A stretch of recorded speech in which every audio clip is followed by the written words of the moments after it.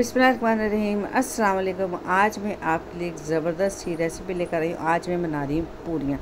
आप कहेंगे डाइट करें और हम पूरियाँ बना रहे हैं। जब घर में पूरियाँ बनती हैं या बाज़ार से आती है तो दिल तो हमारा भी चाहता है कि हम खाएं। जब हम डाइट के ऊपर होते हैं तो जो मैं पूरियाँ बना रही हूँ वो मैं बना रही मल्टीग्रेन आटे से।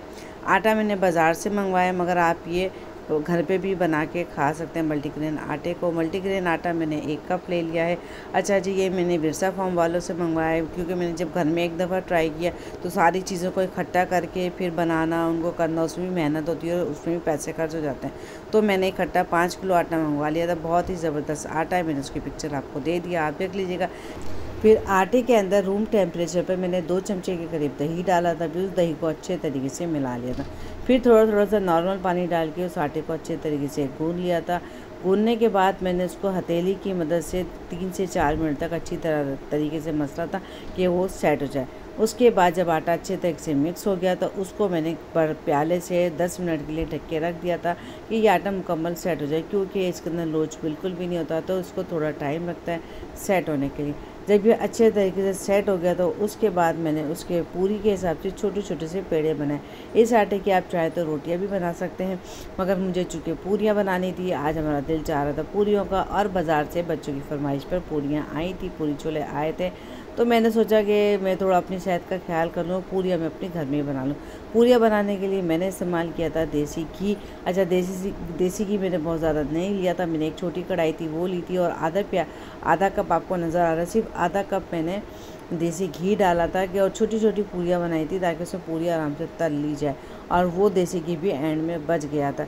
तो कुछ ना कुछ तो हम बाहर के ख़राब घी से उससे बच गए थे। अब बच्चों ने खाए शौक़ से, पर मैंने नहीं खाया। तो बहुत मज़ेदार ज़बरदस्त ये पूरियाँ बन के रेडी हुई थी। पर छोटी छोटी सी पूरियाँ बने। अच्छा, बीच में ये टूट भी सकती है क्योंकि इनमें लोच बिल्कुल भी नहीं होता। बस आप बिल्कुल हल्के हल्के हाथ से बेलते जाएँ, और अगर आप आटा तेल लगा के नहीं बेल सकते तब आटा लगा के भी बेल सकते। बस इसी तरीके से मैं पूरियाँ बनाती गई, और उनको एक स्टील की जो छलनी सी होती है उसको में रखती गई कि अगर कोई इजाफी घी वगैरह वो उसका निकल जाए। चले जी, मज़ेदार सी पूरियाँ बन के मेरी रेडी हो गई थी। बहुत ज़बरदस्त सी अच्छी सी पूरियाँ बनी। मुझे यकीन है आपको ये रेसिपी ज़रूर पसंद आ रही है। रेसिपी पसंद आ रही तो लाइक शेयर कमेंट कर दीजिएगा। चले जी, पूरियाँ बन के मेरी रेडी हो गई हैं। और ये जो सालन है ये वैसे बाज़ार का सालन है, मगर इसके अंदर ऑयल बिल्कुल भी नहीं होता, इस वजह से मैंने ये इसके साथ खा लिया। और बहुत देखें किस कदर ज़बरदस्त सी नरम सी फूली फूली सी पूरियाँ बनी। इंशाल्लाह मैं आपको ऑयल फ्री छोले के सालन की रेसिपी जल्दी दूंगी।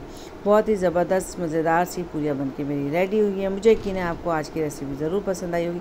रेसिपी पसंद आए तो लाइक शेयर कमेंट कर दीजिएगा। चैनल पर नए तो सब्सक्राइब करके बेल आइकन को प्रेस कर दें ताकि आने वाली न्यू वीडियो का नोटिफिकेशन आपको बआसानी मिल सके।